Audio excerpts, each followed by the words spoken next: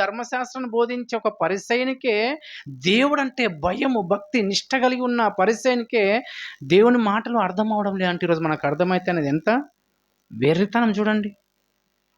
అర్థమైంది పిల్లరా? ఏమంటున్నాడు తెలుసా? ఒక్కడు క్రొత్తగా జన్మించాలంట. క్రొత్తగా జన్మించడం అంటే ఏంటమ్మా? అంటే ఒక పాపపు జీవితాన్ని సమాధి చేయాలి. మళ్ళీ ముసలోని తల్లి గర్భంలోకి వెళ్ళి వస్తానని కాదు. పాప జీవితాన్ని ఎప్పుడైతే సమాధి చేస్తామో, ఇప్పుడు ఎలా తెలుసా ఈ బాప్తిసం అనేది ఎలా తెలుసా? ఇలా ముంచడంతోనే మునిగిన ఆ శరీరంలో ఉన్న కోరికలన్నీ నీళ్ళలో పాతిపెట్టబడతాయి. క్రొత్తగా మళ్ళీ లేస్తాడు. అర్థమైందా? అది ఎవరికి అర్థమైతే తెలుసా? ప్రతిరోజు దేవుని కోసం బ్రతుకుతున్నప్పుడు అలకగా ఎప్పుడైతే తెలుసా? నిజంగా చెప్తున్నాను, జన్మించిన తర్వాత ఒక తల్లి 9 నెలలు పిల్లల్ని మోస్తున్నప్పుడు, గర్భంలో మోస్తున్నప్పుడు ఎంత బాధతో అనుభవిస్తుంటుంది.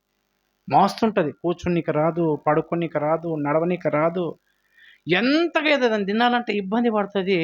ఎప్పుడైతే ఆ కుమారుని కానీ కుమార్తెను కానీ కన్న తర్వాత ఆమెకు ఆ ఎంత రిలీఫ్ అయితే తెలుసా? ఏదో లేచిపోయినట్టు, ఏదో లేనట్టుగా సంతోషపడుతుంది. మీరు అందరికీ అన్నారు కదా, అలా ఉండేనా లేదా? అంటే ఇప్పుడు ఏమంటున్నాడంటే, ఈ పాపం అనే దాన్ని మనం మోసుకొని పోతున్నామంట. దేవుడు ఏమంటుంది తెలుసా? ఆ భారాన్ని ఎన్ని రోజులు మోస్తావరా? పాప భారం అంటే ఏం చెప్పండి? ఎప్పుడు కొన్ని ఎందుకు తిడతావరా? ఆ తిట్టేదేదో అక్కడ పెట్టేసే పక్కకు. ఎప్పుడు నీ నోటి నుంచి బూతు మాటలు ఎందుకు వస్తారా? ఆ బూతు మాటలను పక్కకు పెట్టేసేయి. భారం అంటే ఏం తెలుసా? ఇక ఈ భారాన్ని చెప్తున్నాడు. ఎప్పుడు ఒకరు ఎదుగుతుంటే నీ కళ్ళమంట ఎందుకు? ఆ కళ్ళమంటను తీసి పక్కకు పెట్టు. ఇవి బరువులంట. అర్థమవుతుందా? ఇప్పుడు ఎవరైనా తిట్టాలనుకున్నాం అనుకో, దాన్ని ఎంతసేపు మోస్తుంటాం చెప్పండి? ఎప్పుడు కనిపిస్తాడు, ఎప్పుడు కనిపిస్తాడు, ఎప్పుడు కనిపిస్తాడు, ఎప్పుడు. ఇది బరువు లేకుండా లేదా?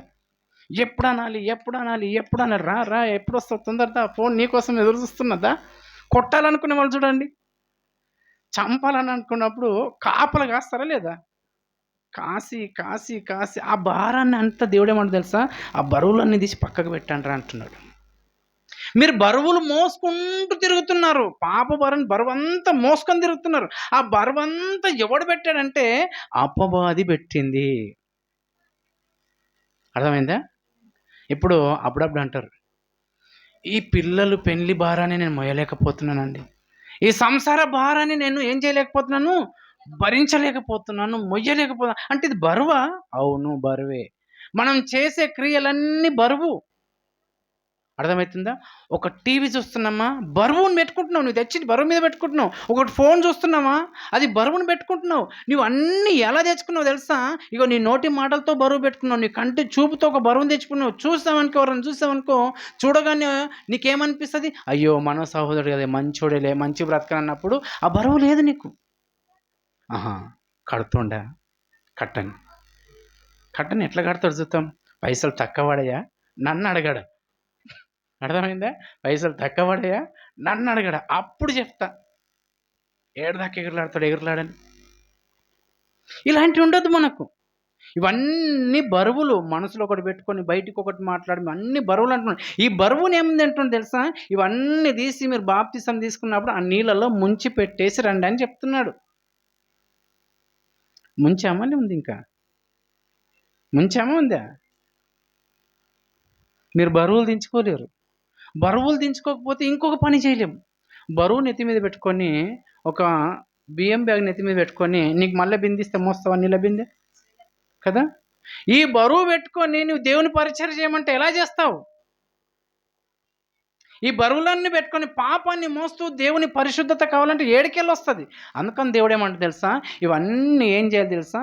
మీరు నీళ్ళల్లో పాతి పెట్టండి. అవన్నీ వీటిని ఏమంటున్నాడు తెలుసా? చంపేయమంటున్నాడు. చంపేయమంటే ఏంటిని చంపేయాలి? కొలస్సీలకు రాసిన పత్రిక, నిన్న అక్కడ చెప్పాను వాక్యం. కొలస్సీలకు రాసిన పత్రిక 3వ అధ్యాయం 5వ వచనం.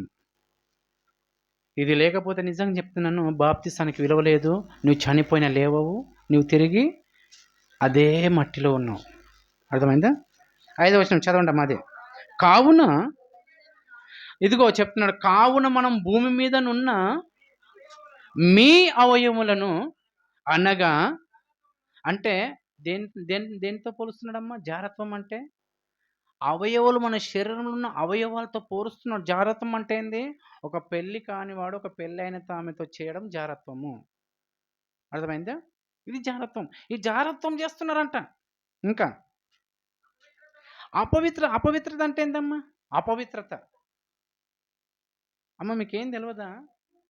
మిమ్మల్ని ఒక్కసారి బయట కూర్చోబెట్టి మిమ్మల్ని ఒక్క మాట అంటే మీ నోట్లోకెళ్ళి ఎన్ని మాటలొస్తాయో మొక్కొద్దిగా మీకు. దండం పెడతారు నాయన ఇంకో మాట నీ నోట్లో ఒకసారి నోరు కలిపితే అన్నంతగా విసిగిపోతారు మనుషులు. ఇక్కడెందుకొచ్చిందని సైలెంట్‌గా కూర్చుంటారు. అంటే ఇంత భక్తి నటించడం అవసరం లేదు చెప్పండి. అపవిత్రత అంటే ఏంది? ఇలాంటి వాక్యం వినకనే మన ఆత్మీయ జీవితాలు నాశనమై అపవిత్రత అంటే ఏంటి తెలుసా? వాక్యం విన్న తర్వాత మారకపోవడం అపవిత్రత. అపవిత్రత. ఇంకా కామత్వం. కామం అంటే ఏందమ్మా? ఒకడు ఆడోళ్ళని చూస్తే వాళ్ళని అనుభవించాలని ఒక కామము. ఇగో నాకెంత బలముంది చూడని కామం వీడికి. డబ్బు బలం ఒకడు కామము. నాకు ఇల్లుందని ఒక కామము. అంటే ఏదైతే ఉంది నాకెవనితోని అవసరం లేదని నువ్వు ఎప్పుడైతే గర్వంగా నువ్వు ఫీల్ అవుతున్నావు చూడు అది నీది కామం. వాడొస్తాడా? వాని బతికెంత? అన్నమా లేదా? నీ బతికెంతరా? రూమ్ కిరాయిలు కొనుక్కుంటావు నాతోని మాట్లాడతావు. సొంతిల్లుతోని ఇట్లా మాటలొస్తాయా లేదా? నువ్వెంతరా?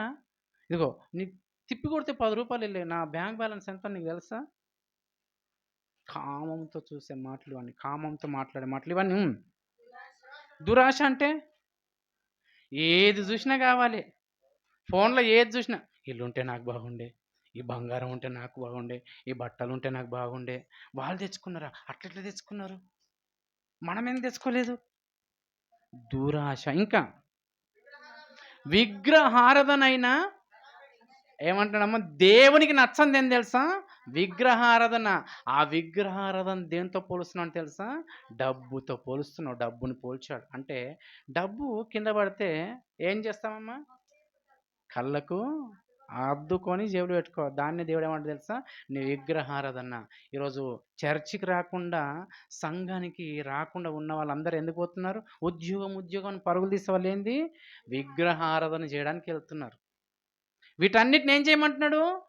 చంపేయండి. చంపేయండి. వాటిని చంపేయండి. ఉన్నాయా లేదా మీతో చెప్పండి ఇవన్నీ? ఏది లేదేమో గానీ ధనాపేక్ష ఉందా లేదా? ఉందా లేదా? మీ భర్తకుందామా? మీ భర్తను చంపేయమని చెప్పు. అర్థమైందా? నీకు లేదేమో నీ భర్తకుంది చంపేయమని చెప్పు.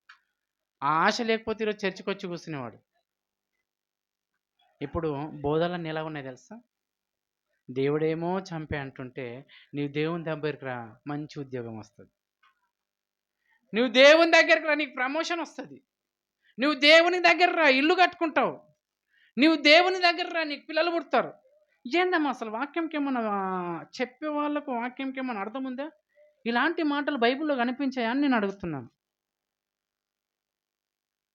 ఇది క్రైస్తవ్యం కాదు. దేవుని దగ్గరకొస్తే నాకు అన్నీ బాగైతాయి అనేది క్రైస్తవ్యం కాదు.